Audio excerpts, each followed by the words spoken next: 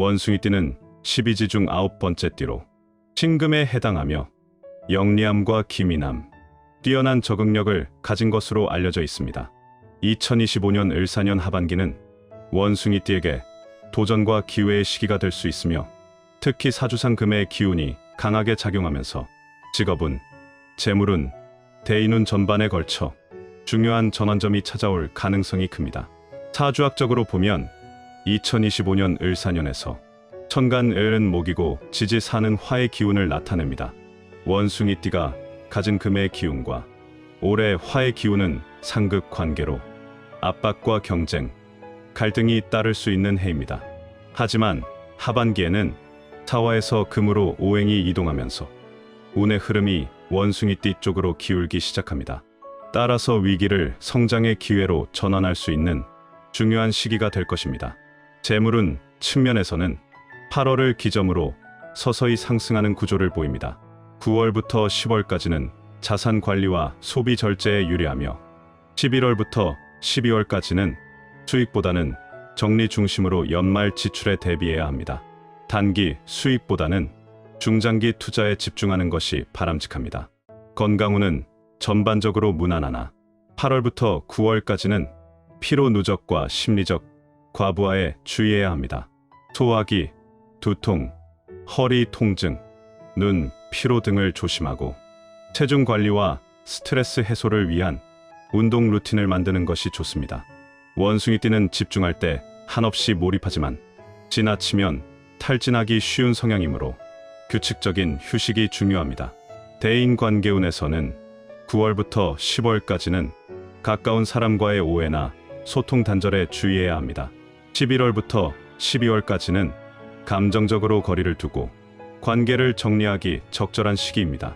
빠르게 친해지는 것보다 깊은 신뢰를 유지하고 오해 소지가 있는 말은 삼가며 가족과의 대화 시간을 늘리는 것이 좋습니다.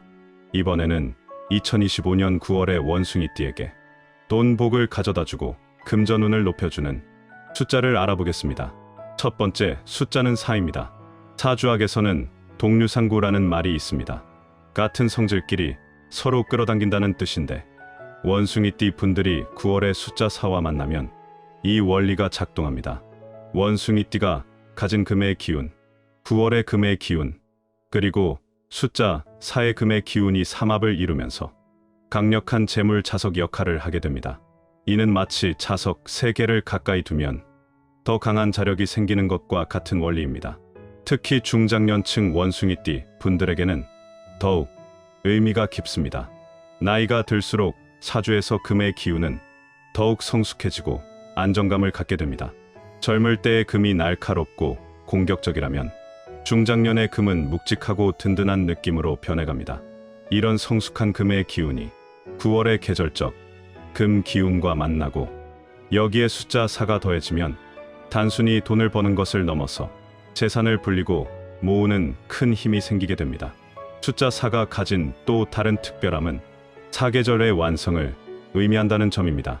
봄, 여름, 가을, 겨울이 모두 갖춰져야 한 해가 완성되듯이 재물운도 벌고 모으고 불리고 지키는 4가지가 모두 갖춰져야 진정한 부를 이룰 수 있습니다. 9월의 숫자 4를 만나는 원숭이띠 분들은 이 4가지의 능력을 모두 갖추게 되어 일시적인 횡재가 아닌 지속적이고 안정적인 재물운을 얻게 됩니다. 두 번째 숫자는 9입니다. 숫자 9는 사주학에서 구궁이라고 불리는 9개의 기운 중 가장 높은 자리에 위치합니다.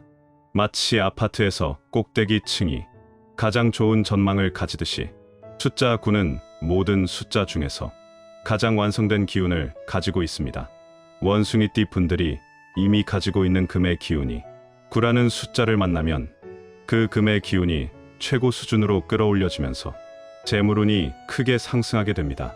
중장년층 원숭이띠 분들에게 숫자 9가 특히 의미 있는 이유는 완성의 의미 때문입니다. 젊을 때는 일부터 차근차근 쌓아가는 시기라면 중장년이 되면 그동안 쌓아온 경험과 인맥, 노하우가 하나로 어우러져 완성되는 시기입니다. 숫자 9는 바로 이런 완성된 상태를 나타내며 지금까지 애써 모아온 모든 것들이 한꺼번에 결실을 맺는 시점을 알려주는 신호등 역할을 합니다. 사주학에서 구는 구전일생이라는 의미도 가지고 있습니다. 9번의 어려움을 겪고 나면 새로운 생명력이 태어난다는 뜻인데, 중장년층이 되기까지 겪어온 여러 시행착오와 고생들이 모두 값진 경험이 되어 9월에 큰 재물로 돌아온다는 의미입니다. 마치 오랫동안 품어온 달걀이 드디어 부화하는 것처럼 그동안의 노력이 한꺼번에 금전적 성과로 나타나게 됩니다. 세 번째 숫자는 17입니다. 숫자 17은 1과 7이 합쳐진 특별한 조합입니다. 사주학에서 1은 물의 기운을, 7은 불의 기운을 나타내는데, 언뜻 보면 물과 불이 만나 서로 상충할 것 같지만 실제로는 매우 조화로운 관계를 만들어냅니다. 마치 찜질방에서 뜨거운 사우나와 차가운 냉탕을 번갈아 이용하면 몸이 더욱 건강해지듯이 1과 7의 만남은 원숭이띠의 금 기운의 활력을 불어넣어 재물운을 크게 향상시킵니다. 원숭이띠가 가진 금의 성질을 생각해보면 금속은 열을 받으면 더욱 단단해지고 가치가 높아집니다. 숫자 17에서 7의 불 기운이 원숭이띠의 금을 단련시켜 더욱 순수하고 값진 상태로 만들어주는 역할을 합니다. 동시에 1의 물 기운은 지나치게 뜨거워진 금을 적절히 식혀주면서 균형을 맞춰주어 성급하지 않고 차분하게 재물을 모을 수 있도록 도와줍니다. 2025년 9월이라는 시기적 특성과 17이 만나면서 생기는 또 다른 의미는 수확의 때입니다. 17은 씨를 뿌리고 기다린 끝에 드디어 열매를 거두는 시점을 나타냅니다. 중장년층이 되기까지 성실히 일하고 차근차근 준비해온 모든 것들이 17이라는 숫자를 통해 구체적인 재물로 나타나게 됩니다. 마치 오랫동안 키운 과일나무에서 드디어 달콤한 열매를 따는 것처럼 그동안의 노력이 보상으로 돌아오는 시기입니다.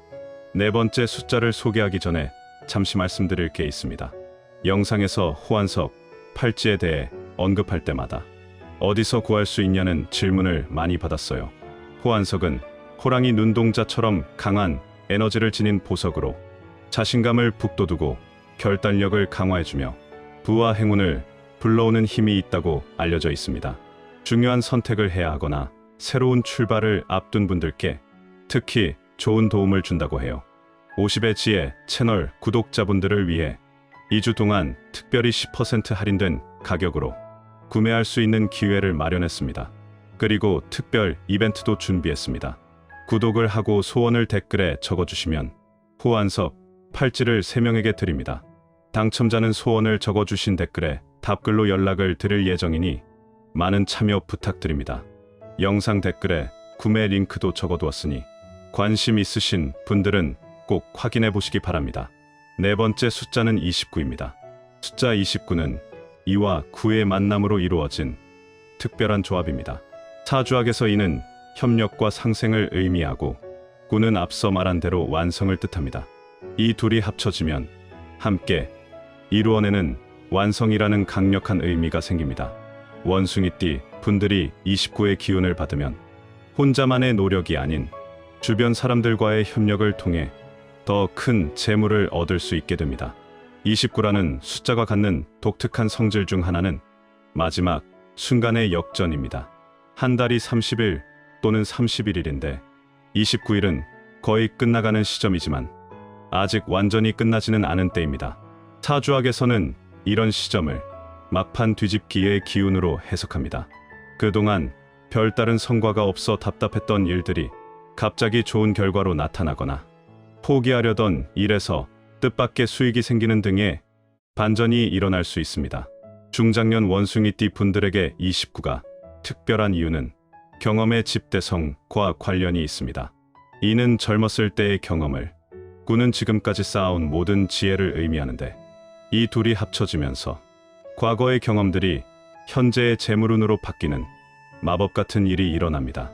예를 들어 예전에 취미로 했던 일이 갑자기 돈벌이가 되거나 오래전 만났던 사람과의 인연이 새로운 사업 기회로 이어지는 등의 일이 벌어질 수 있습니다. 마지막 다섯 번째 숫자는 36입니다. 숫자 36은 3과 6의 만남으로 이루어져 있습니다. 사주학에서 3은 나무의 기운을, 육은 물의 기운을 나타내는데 물이 나무를 키우듯이 이 둘의 관계는 매우 조화롭습니다. 원숭이띠의 금, 기운과 만나면 나무가 자라서 열매를 맺고 그 열매가 금과 같은 값진 보물이 되는 과정을 거치게 됩니다. 마치 사과나무를 정성껏 키워서 맛있는 사과를 수확하듯이 꾸준한 관리와 인내를 통해 큰 재물을 얻을 수 있게 됩니다. 사주학에서 36은 육각형의 조화를 상징하기도 합니다. 육각형은 자연에서 가장 안정적이고 효율적인 구조로 여겨지는데 벌집이 육각형인 것도 이 때문입니다. 36의 기운을 받은 원숭이띠 분들은 재물 관리에서도 이런 안정성과 효율성을 발휘하게 됩니다. 위험한 투자보다는 안전하면서도 수익성 있는 방법을 자연스럽게 선택하고 돈을 쓸 때도 낭비 없이 꼭 필요한 곳에만 지출하는 지혜를 갖게 됩니다. 마지막으로 원숭이띠에게 돈복과 금전운을 가져다주는 물건 2가지를 사주학 관점으로 알려드리겠습니다. 첫 번째는 솔방울입니다. 소나무는 사주학에서 불변의 의지와 영원한 푸름을 상징하며 사계절 내내 푸른 잎을 유지하듯이 경제적으로도 계절에 상관없이 안정적인 수입을 유지할 수 있게 도와줍니다. 솔방울은 그 자체로 완벽한 나선 구조를 가지고 있어 재물이 나선형으로 점점 커지면서 쌓이는 효과를 나타냅니다. 원숭이띠의 활동적인 성격과 소나무의 꿋꿋한 기운이 만나면 어떤 경제적 시련이 와도 포기하지 않고 꾸준히 노력하여 결국 성공을 이루어내는 끈기를 갖게 됩니다.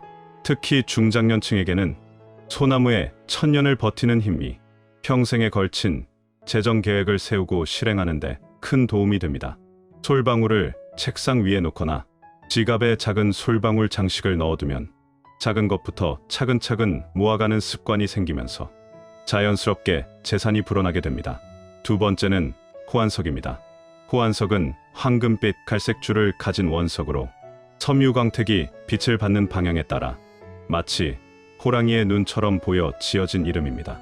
호랑이의 눈과 같다 하여 이름 붙여진 호환석은 늘 활기찬 생활을 하고 싶은 사람, 지치지 않고 노력하여 행운을 부르고 싶은 사람, 부정적인 에너지를 피하고 싶을 때 도움이 된다고 하며 특히 금전운과 재물운을 끌어다 준다고 알려져 있습니다.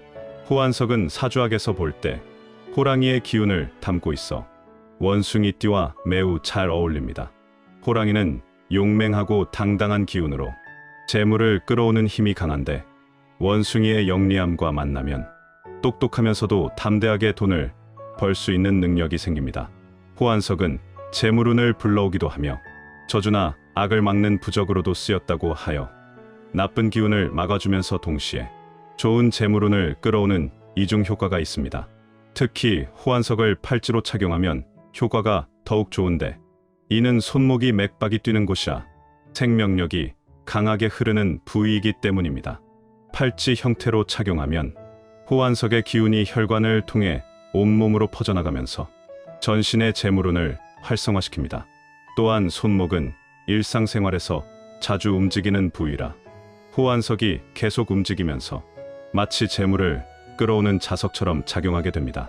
내면의 갈등을 해결하는 데 도움을 주고 자신의 재능과 능력을 인식시켜주며 통찰력과 결단력이 필요한 사람, 중요한 일을 시작하는 사람, 해결해야 할 문제가 있는 사람 등에게 좋은 기운을 심어준다고 하여 중장년층이 새로운 투자나 사업을 결정할 때 올바른 판단을 내릴 수 있도록 도와줍니다. 오늘 영상도 함께 해주신 분들에게 감사의 인사를 드립니다. 50의 지혜에서는 우리 구독자님들의 운세가 좋아지는 방법을 지속적으로 알려드리겠습니다. 오늘 영상이 도움되셨다면 좋아요, 댓글, 구독 부탁드립니다.